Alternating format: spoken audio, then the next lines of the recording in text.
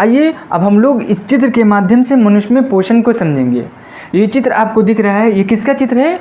एक आहार नाल का चित्र है। किसका चित्र है? आहार नाल का चित्र है। आहार नाल का चित्र है। इसको इंग्लिश में एलिमेंट्री कैनाल भी बोलते हैं। क्या बोलते हैं? एलिमेंट्री कैनाल भी बोलते हैं। एलिमेंट्री कैनाल भी बोलते हैं। ठीक, ये चित्र आपके एग्ज़ाम के प्रोस्पेक्टिव से बहुत ही महत्वपूर्ण है। इस चित्र में बहुत सारे ऐसे पार्ट हैं जिनके बारे में आपको जानना बेहद ही ज़रूरी है। ये किसका चित्र है? एक आहार नाल का चित्र है। आहार नाल क्या होता है? आहार नाल एक लंबी और खोखली नली होती है जो मुखगुहा से लेकर गुदा द्वार तक फैली होती है। ये जो एक लंबी और खोखली नली जो आपको दिख रही है, ये क्या है? एक आहार नाल है। ये कहाँ से कहाँ तक फैली होती है? ये मुखगुहा से लेकर गुदा द्वार तक फैली होती है। इसमें क्या क्या शामिल होता है? इसमें मुखगुहा शामिल होता है, इसमें ग्रासिका शामिल होता है, इसमें आमाशय भी शामिल होता है, और छोटी आंत और बड़ी आंत भी और गुदा भी शामिल होता है। ठीक, सबसे पहले हम लोग बात कर लेते हैं इस मुखगुहा के। इसको बक्कल कैविटी बोलते हैं। क्या बोलते हैं? Buccal cavity, BUCCAL, buccal CAVITY, buccal cavity बोलते हैं। मुखगुहा ये पाचन तंत्र का पहला भाग है। ठीक, मुखगुहा के अंदर क्या क्या पाया जाता है? मुखगुहा के अंदर दांत पाया जाता है, मुखगुहा के अंदर जीभ पाया जाता है, और मुखगुहा के अंदर लार ग्रंथियाँ भी पाई जाती है। मुखगुहा के अंदर क्या क्या पाया जाता है? मुखगुहा के अंदर क्या क्या पाया जाता है? मुखगुहा के अंदर दांत पाया जाता है। ठीक, मुखगुहा के अंदर जीभ पाया जाता है, और मुखगुहा के अंदर लार ग्रंथियाँ भी पाई जाती है। लार ग्रंथियाँ, सर्दी बहुत ज़्यादा हो चुका है, और लार ग्रंथियाँ भी पाई जाती है। जब हम लोग भोजन को मुखगुहा में लेते हैं, मुखगुहा के अंदर जो दांत है ये सबसे पहले उस भोजन को काटेगा और फिर चबाएगा। ये वो चबाएगा तो वो छोटे छोटे कण में बदल जाएगा। ठीक, उसके बाद जीभ जो है ये भोजन में लार को मिक्स करेगा, यानी सलाइवा को मिक्स करेगा, और लार ग्रंथियाँ जो है इससे लार एमाइलेज एंजाइम निकलता है। लार एमाइलेज एंजाइम क्या करता है? ये भोजन में मौजूद स्टार्च को मोल्टोज में बदल देता है। ठीक, लार ग्रंथिया से क्या निकलता है? लार एमाइलेज एंजाइम निकलता है। लार एमाइलेज एंजाइम निकलता है। लार एमाइलेज एंजाइम निकलता है जो भोजन में मौजूद स्टार्च को मोल्टोज में बदल देता है। यानी किसको? स्टार्च को मोल्टोज में बदल देता है। किसको? स्टार्च को मोल्टोज में बदल देता है। कौन? ये एमाइलेज एंजाइम। कौन बदल देता है? Amylase enzyme. ये भोजन में मौजूद स्टार्च को मोल्टोज में बदल देता है। जब मोल्टोज में बदल देगा तो सॉफ्ट हो जाएगा और थोड़ा मीठा हो जाता है, तो कहाँ जाएगा? तो इस ग्रासिका में आएगा। कहाँ आएगा? इस ग्रासिका में। ये जो ग्रासिका है, ग्रासिका में। इसको ऑसफिकस भी बोलते हैं। ग्रासिका को क्या बोलते हैं? ऑसफिकस भी बोलते हैं। ये कहाँ पाया जाता है? ये ट्रैकिया आप देख रहे हैं, इसी के जस्ट पीछे पाया जाता है ग्रासिका, और ये स्टमक में आकर, ये कहाँ के? स्टमक में आकर ओपन होता है। ठीक, जब भोजन मुखगुहा से ग्रासिका में आएगा तो ग्रासिका के अंदर पेरिस्टाल्टिक मूवमेंट होता है। पेरिस्टाल्टिक मूवमेंट का मतलब होता है इनवॉलेंट्री मसल्स का कॉन्ट्रैक्शन और रिलैक्सेशन होगा, यानी अनैच्छिक मांसपेशियों का संकुचन और फैलाव होगा। पेरिस्टाल्टिक मूवमेंट को कर्मांकुचन गति भी बोलते हैं। जब पेरिस्टाल्टिक मूवमेंट होगा तो भोजन को आगे की ओर भेजेगा, और भोजन कहाँ? स्टमक में आकर इकट्ठा हो जाएगा। भोजन कहाँ इकट्ठा हो जाएगा? इस स्टमक में आकर इकट्ठा हो जाएगा। ठीक, जब भोजन स्टमक में आकर इकट्ठा हो जाएगा तो उसका पाचन होगा। तो भोजन का पाचन कैसे होगा, आइए उसको समझते हैं। सबसे पहले उसको मिटा लेते हैं। ठीक, तो स्टमक के अंदर जठर ग्रंथियाँ पाई जाती है। स्टमक के अंदर क्या पाया जाता है? स्टमक के अंदर क्या पाया जाता है? जठर ग्रंथियाँ पाई जाती है। स्टमक के अंदर क्या पाया जाता है? जठर ग्रंथियाँ। इससे 3 प्रकार के जठर, एक पेप्सिनोजिन निकलता है, एक क्या निकलता है?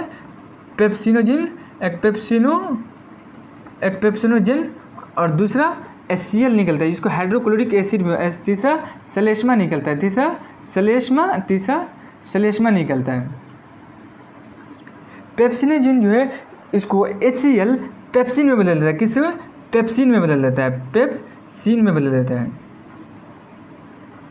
और ये पेप्सिन ये क्या है, ये एक पाचक एंजाइम है जो प्रोटीन का पाचन करता है, ठीक। और HCl ये क्या करता है, तो ये भोजन को अम्लीय माध्यम में तैयार करता है और ये पेप्सिन की क्रिया में भी सहायक होता है, मतलब इस पेप्सिनोजन को पेप्सिन में बदल देता है, ठीक। जब भोजन को अम्लीय माध्यम में तैयार करेगा तो हमारी स्टमक की दीवार को नुकसान न पहुँचे, इसके लिए जठर ग्रंथियाँ श्लेष्मा का स्रावन करती है जो उस स्टमक की दीवार की रक्षा कर सके, ठीक। अब स्टमक के बाद भोजन कहाँ आएगा, तो भोजन आएगा आंत में, जिसको इंग्लिश में इंटेस्टाइन बोलते हैं। और आंत दो भागों में डिवाइड हो जाता है, एक छोटी आंत में और एक बड़ी आंत में। छोटी आंत को इंग्लिश में क्या बोलते हैं, स्मॉल इंटेस्टाइन, और बड़ी आंत को इंग्लिश में क्या बोलते हैं, लार्ज इंटेस्टाइन। सबसे पहले हम लोग बात कर लेते हैं छोटी आंत की।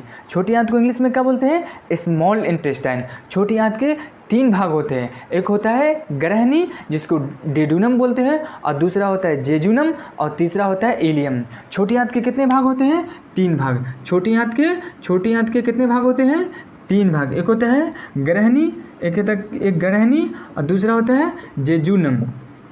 क्या होता है, जेजुनम। आप लोग मेरे साथ बोलते चलिए, बोलने से याद होता है। और तीसरा होता है इलियम। तीसरा क्या होता है, इलियम। तो छोटी आंत के कितने भाग होते हैं, छोटी आंत को स्मॉल इंटेस्टाइन बोलते हैं। क्या बोलते हैं, स्मॉल इंटेस्टाइन। छोटी आंत को स्मॉल इंटेस्टाइन बोलते हैं, छोटी आंत को स्मॉल इंटेस्टाइन बोलते हैं। छोटी आंत के एक भाग होता है ग्रहणी, दूसरा भाग होता है जेजुनम, और तीसरा भाग होता है इलियम। ये जो ग्रहणी वाला भाग होता है ये सबसे महत्वपूर्ण है। क्यों, क्योंकि ग्रहणी के दाएं ओर यकृत पाया जाता है और बाएं ओर अग्नाशय पाया जाता है, यानी पनक्रियाज पाया जाता है। इसके दाहिने ओर क्या पाया जाता है, इसके दाएं ओर यकृत पाया जाता है, और बाएं ओर क्या पाया जाता है, अग्नाशय पाया जाता है। क्या पाया जाता है, अग्नाशय पाया जाता है। यकृत से क्या निकलता है, यकृत से निकलता है पीतरस। यकृत से क्या निकलता है, पीतरस। और अग्नाशय से क्या निकलता है, अग्नाशय रस। अग्नाशय से क्या निकलता है, अग्नाशय रस निकलता है। और ये दोनों रस कहाँ आके मिलते हैं, ये दोनों रस आके ग्रहणी में मिलता है। ये दोनों रस कहाँ आके मिलता है, ग्रहणी में। ये दोनों आकर ग्रहणी में मिल जाता है। ये दोनों आकर कहाँ मिलता है, तो ग्रहणी के दाएं और दाएं यहाँ पे दाएं लिख लीजिए, दायां, ठीक है। और यहाँ पे लिख लीजिए बाएं, दाएं और बाएं। दाएं और क्या पाया जाता है, यकृत, और बाएं और अग्नाशय पाया जाता है। यकृत से क्या निकलता है, पीतरस, और अग्नाशय से क्या निकलता है, अग्नाशय रस। ये दोनों रस आकर कहाँ मिल जाते हैं, ग्रहणी में। कहाँ आ जाते, छोटी आंत के पहला भाग ग्रहणी में आकर मिल जाता है। यहाँ पर आप लोग देख रहे हैं ये जो क्षुद्रांत है, क्षुद्रांत यहाँ है। क्षुद्रांत के दाएं ओर क्या पाया जाता है, यकृत पाया जाता है। क्षुद्रांत के दाएं ओर यकृत पाया जाता है, और बाएं ओर ये क्या है, पनक्रियाज पाया जाता है। क्या, इसी को अग्नाशय या पनक्रियाज बोलते हैं, ठीक। ये जो है क्या है, पित्तकरिता, और ये क्या है, पित्तनली। ये यकृत से क्या निकलता है, पित्तरस, और अग्नाशय से क्या निकलता है, अग्नाशय रस। ये दोनों छोटी आंत के ग्रहणी वाले भाग में आकर मिल जाते हैं। कि ग्रहणी में आकर मिलेगा तो ये ग्रहणी क्या करेगा, तो वो जो आमाशय से भोजन आए हुए हैं जिसमें HCl है, जो भोजन को अम्लीय माध्यम में तैयार करता है, ये ग्रहणी क्या करेगा, ये ग्रहणी उसी की अम्लीयता को दूर करेगा और उस भोजन में जो जीवाणु बैक्टीरिया हैं उन सबको नष्ट कर देगा। उसके बाद आता है जेजुनम। ये क्या कहता है, यह पाचन के बाद बने शर्करा और अमीनो एसिड और वसा जैसे अम्ल को अवशोषित करने में मुख्य भूमिका निभाता है। कौन मुख्य भूमिका निभाता है, जेजुनम। इसके बाद आता है इलियम। ये छोटी आंत का सबसे अंतिम भाग होता है। छोटी आंत का अंतिम भाग होता है। क्या अंतिम भाग होता है और सबसे लंबा होता है। छोटी आंत का सबसे लंबा भाग कौन होता है, छोटी आंत का सबसे लंबा भाग कौन होता है, इलियम। इसको क्या बोलते हैं, इलियम। इसको क्या बोलते हैं, इलियम। ये छोटी आंत का सबसे लंबा और अंतिम भाग होता है। ये विटामिन B12 जैसे पोषक तत्व को अवशोषित करता है। इसी तरह छोटी आंत में कंप्लीट भोजन का पाचन हो जाता है। जब छोटी आंत में कंप्लीट भोजन का पाचन हो जाएगा, उसके बाद जो अपचित भोजन है वो कहाँ आएगा, वो बड़ी आंत में आएगा। और बड़ी आंत के कितने भाग होते हैं, बड़ी आंत के 4 भाग होते हैं। सबसे पहला भाग जो होता है वो होता है सीकम, और दूसरा भाग होता है कोलन जिसको बृहदांत भी बोलते हैं, और तीसरा भाग होता है मलाशय, और चौथा भाग होता है गुदा। सबसे पहले हम लोग बात कर लेते हैं सीकम की। ये कहाँ पे होता है, तो आप लोगों के लिए मैं स्ट्रक्चर बहुत अच्छे से एक बड़ा सा स्ट्रक्चर बड़ी आंत का लेके आया हूँ। क्या है, ये पूरा बड़ी आंत है। ये क्या है, पूरा बड़ी आंत है। आप यहाँ पे लिख सकते हैं, ये क्या है, बड़ी आंत है, बड़ी आंत है। इसका पहला भाग क्या होता है, सीकम। ये क्या है, सीकम। ये बड़ी आंत का सबसे पहला भाग होता है और ये किससे जुड़ा होता है, ये छोटी आंत से जुड़ा होता है और ये अपेंडिक्स से भी जुड़ा होता है। छोटी आंत से जो अपशिष्ट पदार्थ आते हैं वो सबसे पहले कहाँ आते हैं, वो ये सबसे पहले सीकम में आते हैं और यहाँ उसमें जो इलेक्ट्रोलाइट्स और जो पानी होता है उसका एब्जॉर्प्शन होता है, यानी यहाँ वो पानी सूख जाता है और ये कठोर हो जाता है। जब वो कठोर हो जाएगा तो कहाँ जाएगा, बड़ी आंत के दूसरा भाग में। बड़ी आंत के दूसरा भाग कौन सा होता है, कोलन, जिसको बृहदांत भी बोलते हैं। ये यहाँ से बड़ी आंत का, यहाँ से लेकर यहाँ तक बड़ी आंत का दूसरा भाग हो जाता है, यहाँ तक बड़ी आंत का दूसरा भाग हो जाता है, जिसको हम लोग क्या बोलते हैं, कोलन या बृहदांत भी बोलते हैं। फिर ये बड़ी आंत के दूसरा भाग जो है ये 4 भागों में डिवाइड हो जाता है। सबसे पहला भाग जो होता है इसको हम लोग क्या बोलते हैं, अवरोही बृहदांत। दूसरा भाग होता है अनुप्रस्थ बृहदांत और तीसरा भाग होता है अवरोही बृहदांत और चौथा भाग होता है सिग्माइड बृहदांत। क्या होता है, सिग्माइड बृहदांत।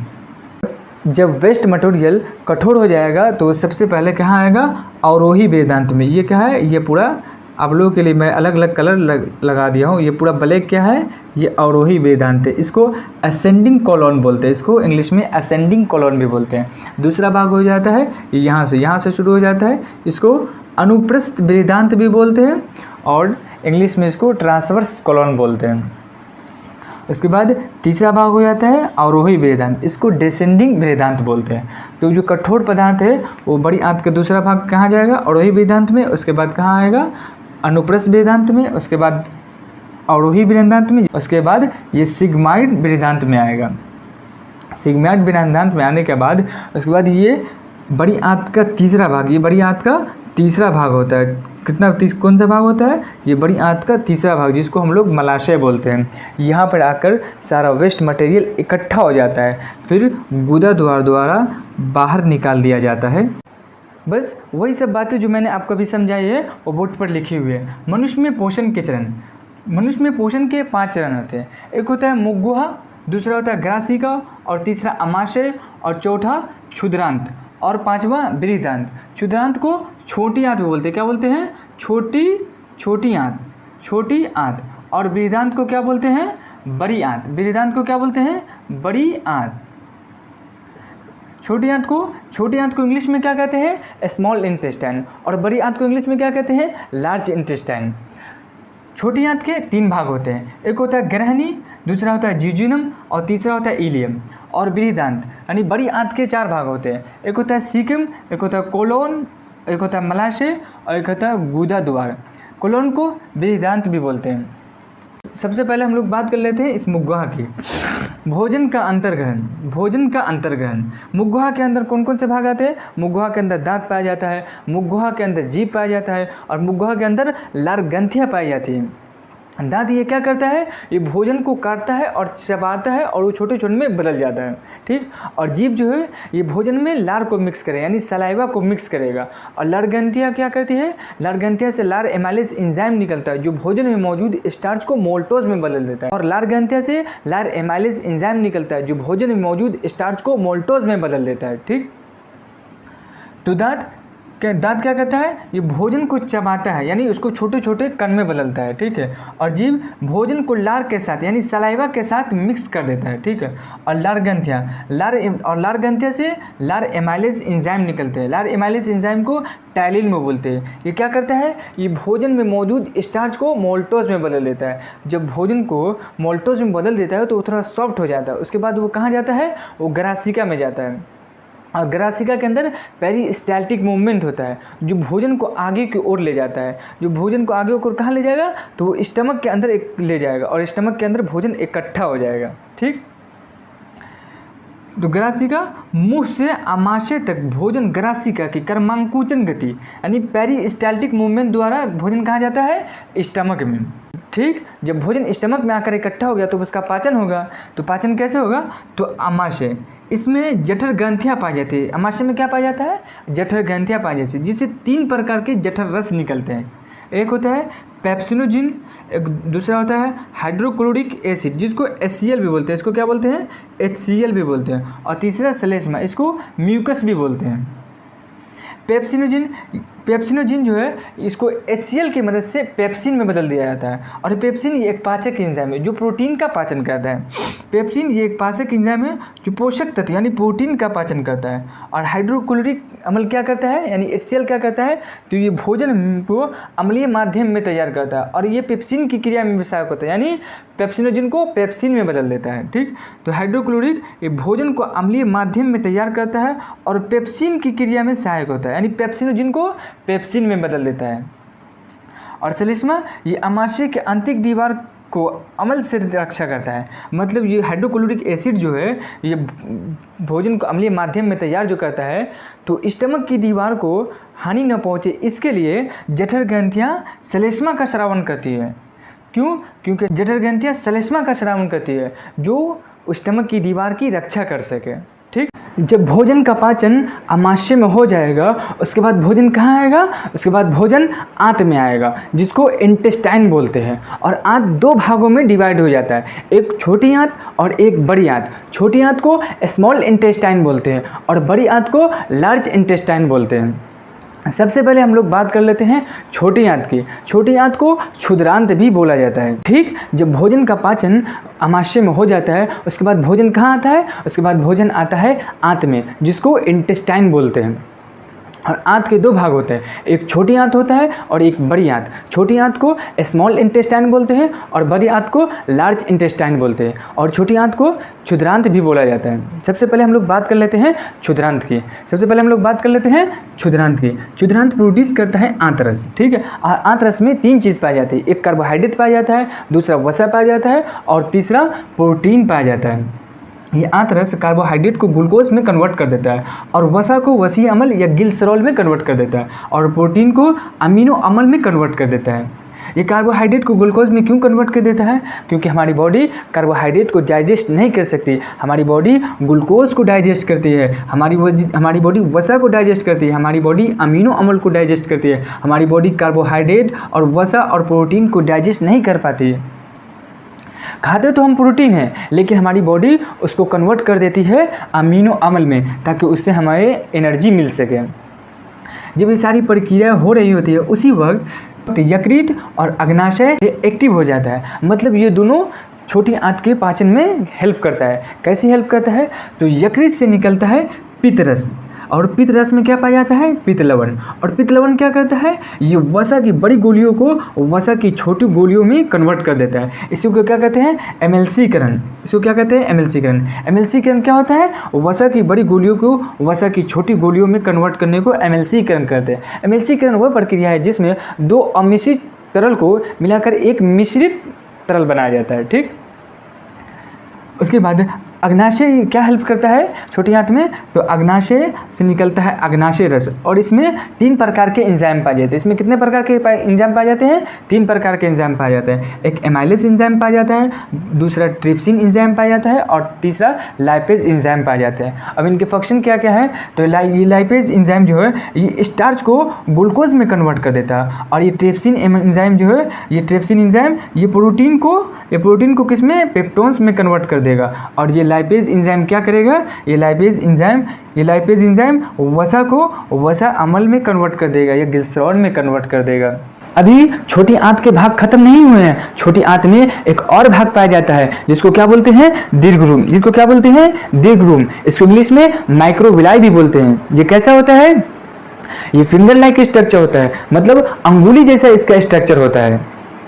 ये क्या करता है? ये अवशोषित करता है। ये किसको अवशोषित करता है? तो वो जो फूड डाइजेस्ट हो चुके हैं उसी को अवशोषित करता है और ये एरिया को भी बढ़ा देता है ताकि ज़्यादा से ज़्यादा डाइजेस्ट फूड को अब्जॉर्ब कर सके और उसको ब्लड के साथ मिक्स कर सके। ठीक, जब छोटी आंत में कंप्लीट भोजन का पाचन हो जाएगा उसके बाद जो अपचित भोजन है वो कहाँ आएगा? वो बड़ी आंत में आएगा। और बड़ी आंत के 4 भाग होते हैं। सबसे पहला भाग होता है सीकम, दूसरा भाग होता है कोलन जिसको बृहदांत भी बोलते हैं और तीसरा भाग होता है मलाशय और चौथा भाग होता है गुदर। सबसे पहले हम लोग बात कर लेते हैं बड़ी आंत के पहले भाग की, जिसको हम लोग सीकम बोलते हैं। ये छोटी आंत से जुड़ा होता है। किससे जुड़ा होता है? ये छोटी आंत से जुड़ा होता है और ये अपेंडिक्स से भी जुड़ा होता है। और वेस्ट जो मटेरियल है जो छोटी आंत से आता है वो सबसे पहले कहाँ आता है? बड़ी आंत के पहला भाग सीकम में आता है।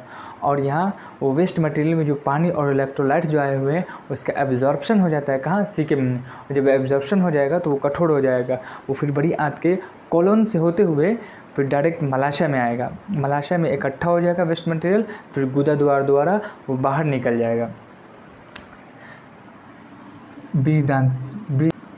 अपचित भोजन में मौजूद जल और इलेक्ट्रोलाइट्स का अवशोषण हो जाता है कहाँ? बृहदांत में। ये बड़ी आंत है, ठीक। और गुदा द्वार द्वारा अपचित भोजन को बाहर निकाल दिया जाता है। आई होप कि ये सब बातें आपको बहुत अच्छे से क्लियर हो गई होगी। अगर आप मेरे चैनल पर पहली बार आए हैं तो सब्सक्राइब करना न भूलिए।